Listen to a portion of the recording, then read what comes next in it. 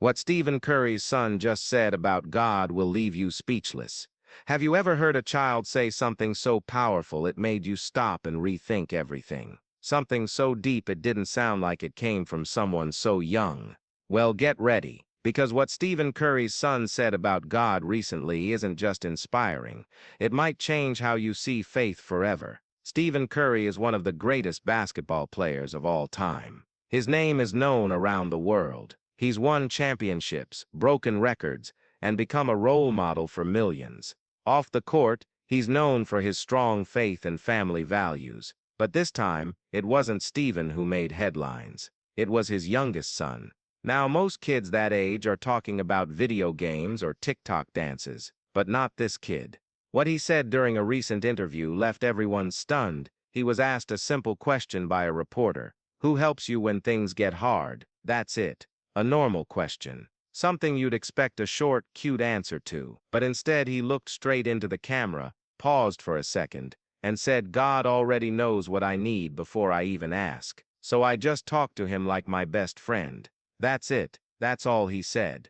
But those words, they hit harder than any slam dunk. Think about it. Here's a kid growing up in a house with every luxury imaginable. Fame, money, influence. He has access to everything, and yet, when asked where he finds strength, he doesn't mention his dad's trophies, his private school, or even his own talent. He talks about God, not as some faraway figure, not as a rule follower or judge. He talks about God, like a best friend. And maybe that's what makes it so powerful. Because in a world where people often turn to social media, influencers, or material things for comfort, a little boy chose faith. Simple, unshakable faith. You might be thinking, kids say the darndest things, but there was something different about the way he said it. Calm, confident, like he truly believed it. His voice didn't shake, his eyes didn't wander. He didn't hesitate. Just a quiet certainty that changed the entire tone of the interview. Reporters stood there in silence for a moment. Some smiled, others blinked back tears. One cameraman even wiped his eye. It was one of those moments that reminded everyone watching that sometimes the purest truths come from the youngest voices. And if you're wondering why this clip started trending online, now you know. It wasn't because of drama, it wasn't because of controversy, it was because of honesty. A kind of honesty that's rare in today's world. So how did this moment even happen? Let me take you back. The interview took place after one of Stephen's games. His son was on the court with him for a post-game celebration, a common thing for NBA players' kids. The reporter saw him and decided to ask a few quick questions. Nothing big, nothing planned, just a few light-hearted questions about school, favorite foods, hobbies. Then came the question about help, and that's when everything changed. At first, the reporter seemed caught off guard. She laughed nervously, probably expecting a funny answer. But when she saw the look in his eyes, she stopped. She let him finish, and he did. Without hesitation, he added, "My dad always says that God's got us no matter what, so I don't worry too much." If you followed Stephen Curry's career, you know that's something he lives by. He's never hidden his faith. In interviews, he often thanks God. On the court, he points to the sky after big shots. In public, he talks openly about how his beliefs guide him. Now it seems, he passed that down. Not through lectures or sermons, not through forced lessons, but through example, and his son absorbed it. Maybe that's the real secret to passing on values. Not telling kids what to believe, but showing them what it looks like to live it. So what happened after the interview? Well, the footage was posted online like any other post-game clip. But within hours, something strange started happening. People were sharing it. Thousands of times. Comments poured in. Some said they cried. Others said they replayed it over and over. One parent wrote, "I played this for my kids. They sat quietly for 5 minutes after. Then my daughter said, 'Can we pray together tonight?' Another wrote, 'I haven't prayed in years, but after hearing that I did.' It wasn't just religious people either. Atheists, agnostics, people from all backgrounds commented. They weren't arguing. They weren't debating theology. They were moved by a child, by his words, by the peace in his voice. And then came the bigger question. Was this planned? Did someone coach him? Did a parent write that line for him? Because in today's world, when something goes viral, people always want to know, is it real? But those close to the Currys say no. There was no script, no setup, no coaching, just a spontaneous moment between a curious reporter and a thoughtful child. In fact, Stephen later told a friend that he hadn't even seen the interview until someone sent it to him. When he watched it, he just smiled and said, "That's all him. No editing, no direction, just a kid being honest." And maybe that's why it struck such a chord. Because in a time when so much of what we see online feels fake, this felt real, genuine, pure, like a breath of fresh air. So what does this mean for Stephen Curry's legacy? Well, he's already built an incredible one: championships, records, philanthropy, leadership. But now there's another layer. He raised a son who, when given a microphone, didn't talk about fame, money, or power. He talked about faith, and that might be his greatest achievement yet. Because think about it. How many kids do you know who would choose to talk about God in front of cameras? How many would feel comfortable enough to share something so personal? Not many. But he did. And now the whole world is talking about it. So next time you hear someone say, "kids these days," remember this moment. Remember a boy who, when asked who helps him, didn't point to a phone, a game, or a celebrity. He pointed upward, and in doing so, he reminded everyone watching that sometimes the most powerful messages come from the smallest voices.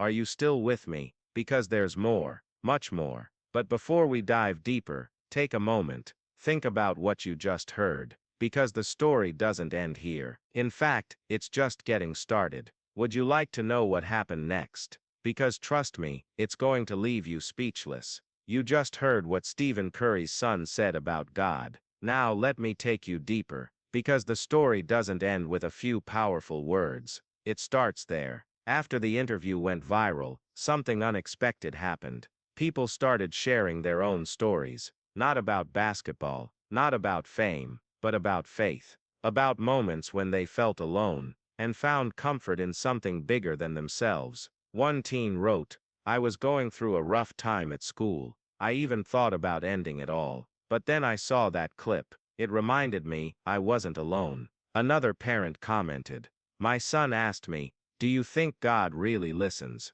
We ended up talking for an hour. That never happens." This wasn't just trending content anymore. It was touching lives. And not just online. Off camera, people were changing. A woman in Texas said she dusted off her Bible for the first time in years. A man in Chicago started praying again, something he hadn't done since his father passed away. A group of teens in California even started a weekly prayer circle at school, all because of one short moment. A boy, a microphone, and a message. So how did Stephen Curry respond? Well, he didn't rush to the cameras to talk about it. He didn't post anything on social media right away. Instead, he waited. Then, during a press conference the next week, a reporter finally asked him about it. Stephen looked down for a second, smiled, then said, "That wasn't me. That wasn't his mom. That was all him." He paused, then added, "I've always tried to live my life in a way that shows my kids what faith looks like." But hearing that was proof it stuck. He didn't brag. He didn't act surprised. He just sounded proud and grateful. Because as a parent, isn't that what we want? For our kids to pick up the values we believe in, not because we told them to, but because they saw us live. And now his son had done exactly that, in front of millions, without even trying. But here's the part no one expected. The NBA community started talking about it too. Fellow players shared the video. Some even brought it up in locker rooms. One player said, "We talk about pressure, about winning, about money. But this kid talked about peace."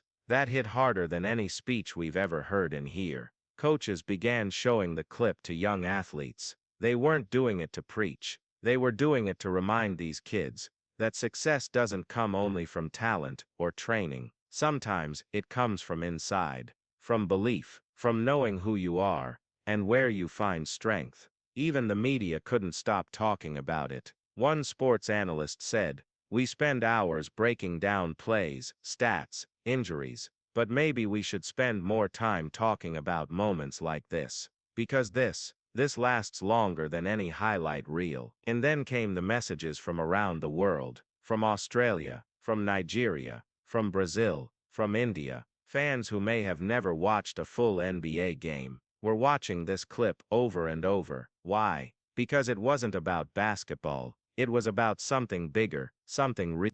And the most surprising part, many of those fans didn't even follow Christianity. But they still felt moved, because it wasn't about religion, it was about faith, about trust, about finding hope when you need it most. So what happened next? Did the hype die down? Did people move on?